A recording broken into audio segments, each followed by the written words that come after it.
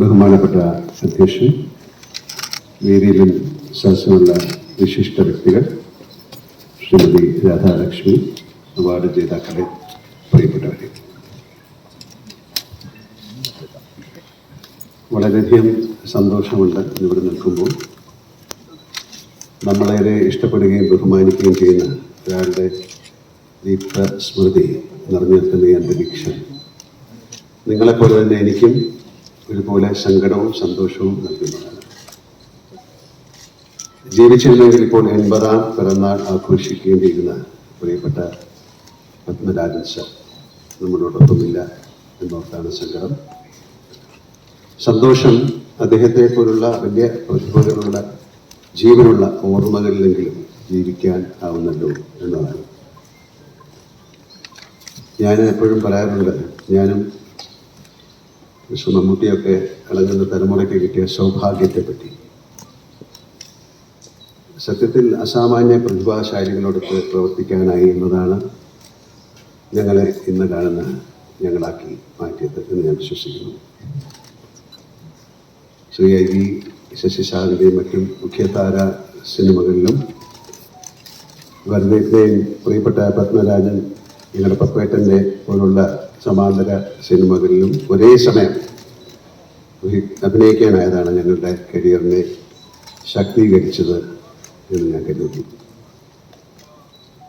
അതിൽ തന്നെ കരിമ്പിൻ പൂവിനക്കരെ പോലെ ശശിയേട്ടനും പപ്പേട്ടനും ഒന്നിച്ച സിനിമകളിലും എനിക്ക് അഭിനയിക്കാനായത് വലിയ ഭാഗ്യമായിട്ടാണ് ഞാൻ കാണുന്നത്. അതിനു മുമ്പ് ഈ തിരുവനന്തപുരത്ത് പഠിച്ചു വളർന്ന ഏതൊരാളെയും പോലെ പത്മരാജൻ എന്ന പ്രതിഭയെ ഞാനും ആദ്യം പരിചയപ്പെടുന്നതും തിരിച്ചറിയുന്നതും അദ്ദേഹത്തിൻ്റെ ശബ്ദത്തിലൂടെയാണ്. ആകാശവാണിയിലൂടെ ഒഴുകി പരന്നെത്തുന്ന എന്തെല്ലാമോ സവിശേഷതയുള്ള, ആഴമുള്ള, അതിലേറെ കാൽപ്പനികത തുളുമ്പുന്ന ശബ്ദം. അത് കഴിഞ്ഞ് അദ്ദേഹത്തെ അറിയുന്നത് അദ്ദേഹത്തിൻ്റെ കഥകളിലൂടെയാണ്. ഞങ്ങളൊക്കെ ചേർന്ന് തിരനോട്ടം എന്നൊരു സിനിമ ഉണ്ടാക്കാൻ ശ്രമിച്ചു, ഉണ്ടാക്കി. ആ സിനിമ ഉണ്ടാക്കുന്നതിന് 2 വർഷം മുമ്പാണ് 1975 ഭരതേട്ടന് വേണ്ടി പ്രയാണം എഴുതിക്കൊണ്ട് അദ്ദേഹം സിനിമ എടുക്കുന്നത്. അന്ന് ഞാൻ ഡിഗ്രിക്ക് പഠിക്കുകയാണ്.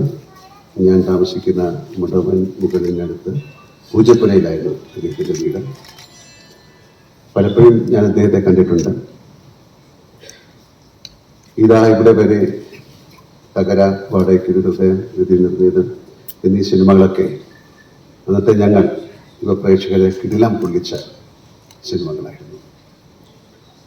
അന്നൊന്നും സ്വപ്നത്തിൽ പോലും കരുതിയിരുന്നില്ല അദ്ദേഹത്തിൻ്റെ സംവിധാനത്തിൽ അഭിനയിക്കാൻ സാധിക്കുമെന്ന്. ദൈവാധീനം കൊണ്ട് 1-5 ചിത്രങ്ങളിൽ എനിക്ക് അഭിനയിക്കാനായി. അദ്ദേഹത്തിൻ്റെ ദീർഘമായ ശബ്ദ സാന്നിധ്യം സീസൺ എന്ന ഞാൻ അഭിനയിച്ച ചിത്രത്തിലൊരു ഗാനത്തിലുണ്ടായതും ഒരു ഭാഗ്യമായി കരുതുന്നു. പോയി വരൂ എന്നുള്ള ഗാനത്തിന് അദ്ദേഹത്തിൻ്റെ ശബ്ദമായിരുന്നു ഏറ്റവും കൂടുതൽ മുഴങ്ങിയിരുന്നത്. ഇളയരാജയാണ് ആ ഗാനം ചിട്ടപ്പെടുത്തിയത്. 1986 അദ്ദേഹം സംവിധാനം ചെയ്ത 2 ചിത്രങ്ങളിലൂടെയാണ് ഞങ്ങളുടെ സിനിമ ബന്ധം തുടങ്ങുന്നത്. ദേശാടനക്കിളി കരയാറില്ല, അതുപോലെ നമുക്ക് പാർക്കാൻ മുമ്പിലെത്തു കൂടുതൽ. ജയകൃഷ്ണൻ സാറ് പറഞ്ഞതുപോലെ ഇന്നത്തെ ചെറുപ്പക്കാർ പോലും ഗ്രഹാതിപത്യത്തോടെ കൊണ്ടാടുന്ന സാമൂഹ്യ മാധ്യമങ്ങളും പിൽക്കാലത്തെ ചില സിനിമകൾ പോലും ആഘോഷിച്ച തൂവാന തുമ്പികൾ പോലുള്ള സിനിമകൾ അതിറങ്ങിയ കാലത്തേക്കാൾ ഇപ്പോൾ ചർച്ച ചെയ്യപ്പെടുന്നുവെങ്കിൽ, സ്വീകരിക്കപ്പെടുന്നുവെങ്കിൽ, അതാണ് ആ മഹാപ്രതിഭയ്ക്ക് കാലം കാത്ത് സൂക്ഷിച്ച, അല്ലെങ്കിൽ കാത്തുവെച്ച ദക്ഷിണ.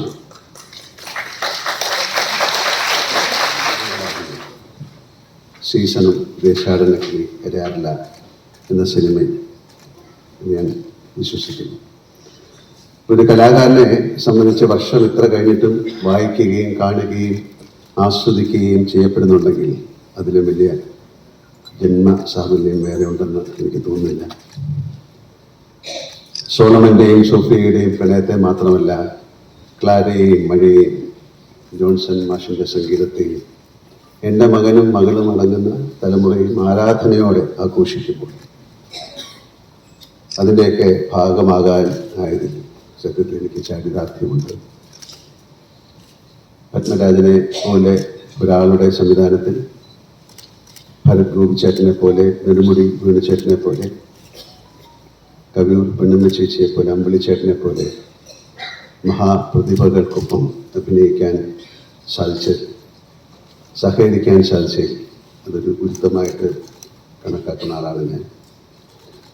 അഭിനേതാവ് എന്ന നിലയ്ക്ക് എനിക്ക് അദ്ദേഹം തന്ന 5 കഥാപാത്രവും 5 തരത്തിൽ വെല്ലുവിളി ഉയർത്തുന്നവയാണ് ഇവിടെ അദ്ദേഹം സൂചിപ്പിക്കുകയുണ്ടായി.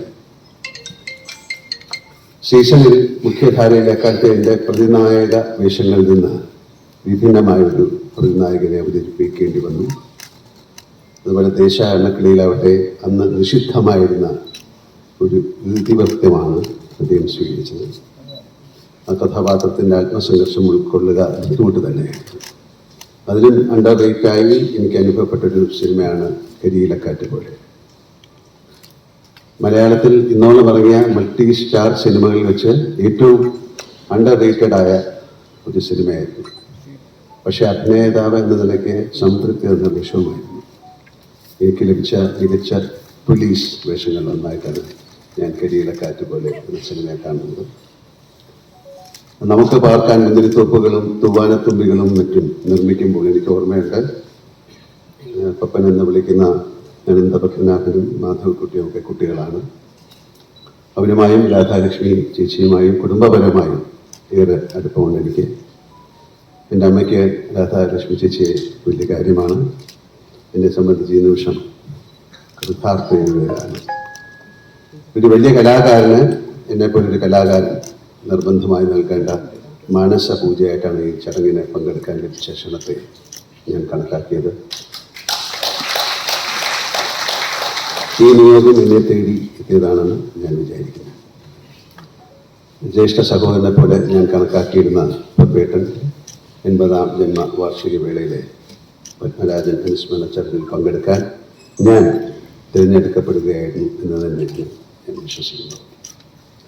അതിലെനിക്ക് അനൽപമായ അഭിമാനവും അതിലേറെ സന്തോഷമുണ്ട്. എന്നെ ക്ഷണിച്ച പത്മരാജൻ ട്രസ്റ്റ് ഭാരവാഹികളോടും അദ്ദേഹത്തിൻ്റെ കുടുംബാംഗങ്ങളോടുമുള്ള എൻ്റെ നന്ദി കൂടി ഈ അവസരത്തിൽ പങ്കുവച്ചുകൊള്ളട്ടെ.